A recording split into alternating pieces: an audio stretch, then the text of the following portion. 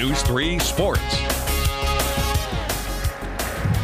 Welcome back to Camp Randall Stadium, everybody. We're getting close to kickoff here between the Badgers and Cornhuskers. The UW band getting the fans pumped up for this big game. Wisconsin's conference opener and Nebraska's first ever conference game as a member of the Big Ten. And on top of that, it's the first matchup of top 10 teams here in Madison since 1962. Jay Wilson, sports director here, joins me now. And Jay, besides all the hype and the history in this game, I think this would be a pretty good matchup too. Yeah, there's no question. Wisconsin ranks 7th in the nation, Nebraska 8th. Of course, Wisconsin has looked very good in their 4 pre-conference games this year.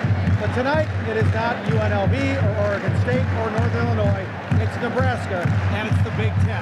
And as impressive as quarterback Russell Wilson has been, tonight is still unproven territory for him here in Wisconsin. Tonight he'll face one of the best defenses in the nation. Defense that features a line that goes 6'6", 6'6", 6'4", and 6'4". The preseason is over. Welcome to the Big Ten. There's room to grow. I think we've done a great job so far, but we can still do even better, and that's the great thing about it. That's the great thing about playing sports. That's the great thing about competing is you believe that you can get better on a daily basis. If I said it wasn't a big game, I'd be crazy. But it's definitely going to be a great game. Like I said earlier, you got 2 great teams going after it, and in conference and all that. But there's a lot of excitement out there. But at the same time, you have to relax and just kind of avoid all that excitement in terms of the outside stuff and just focus on us and what we need to do to excel.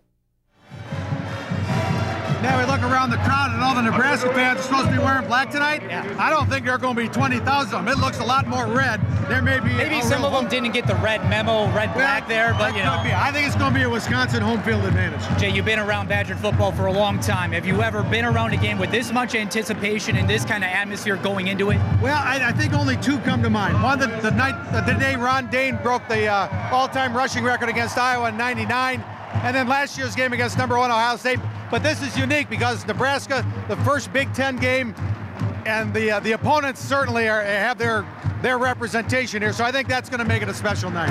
Jay, as always, your expertise, very welcome. But you know what? There was another big game we were watching today, right? I can't hear a word you're saying, by the way, but I'll just not. Well, you know what? That's basically how it goes all the time between us. But in Milwaukee, we were watching the Brewers today. That was great. And the Diamondbacks, game 1 of the National League Divisional Series, and it was quite the scene at Miller Park. Check out how this one went. Roof closed, but in the first inning, Giovanni Gallardo got in trouble. Justin Upton with a base hit to left. Willie Bloomquist, though, thrown out at home by Ryan Braun, the NL MVP, potentially saving a run. Gallardo, though, would settle down quite nicely in this game. He retired 7 in a row at one point. Here in the 3rd inning, he gets Gerardo Parra on strike 3. Then in the 4th inning, Gallardo doing it again. He gets Chris Young on strikes. Gallardo 5-0 in his career against Arizona. Still scoreless, though, in the bottom of the 4th inning. Jerry Hairston starting at 3rd instead of Casey McGee. He's up with the bases loaded, and the sac fly to center scores Braun, and the Brewers take a 1-0 lead. Bottom 6 now, 2-out rally. Uneski Betancourt triples, then Jonathan Lucroy swings at one at his eyes, but it gets down in left field. It's a base hit. Betancourt scores. Lucroy puts the Brewers up 2-0. Then in the 7th, Ryan Braun aboard, Prince Fielder at the plate, first base open, but Kennedy pitches to him, and Prince makes him pay. 2-run homer to right field. Fielder's 2nd career playoff homer makes it 4-0 Brewers. Back to Gallardo now. In the 8th, he gets Willie Bloomquist looking. Gallardo, 1 run in 8 innings, his 9 strikeouts today, tying a Brewers playoff record held by Hall of Famer Don Sutton. Then in the 9th, it's John Axford at 46 saves in the regular season. He goes 1, 2, 3 in the 9th to close it. Brewers take game 1, 4-1 the final. The Brewers lead the best-of-5 series 1-0. Braun and Fielder combined to go 5 for 8. Lucroy and Hairston with RBI, and Gallardo great as the Brewers take game 1. Yeah, he pitched a good game, actually. He only really made 2 mistakes. The one to Betancourt that he hit off the wall, and the one to Fielder, which I left him in. It was a bad decision on my part, obviously. Obviously when me and Bronny do well, it helps. But I think it starts with our pitching. I think our pitchers have been doing excellent. So I think it starts there. I said have a bunch of great guys back behind me.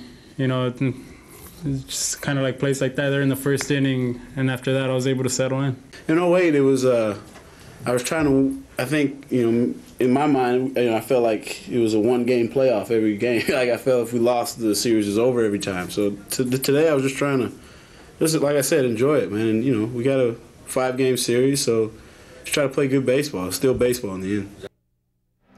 Game 2 Sunday, the start time has been pushed back a half hour because of a rainout in the Yankees-Tigers series. First pitch is set for 4:07. Zach Greinke facing Daniel Hudson. Greinke starting on 3 days rest for the second straight outing, but he'll make his first career postseason start at Miller Park, where he's 11-0 on the season. Big things in Milwaukee, but the big game tonight right here in Madison at Camp Randall, and we'll have more highlights and coverage coming up tonight on News 3 at 10.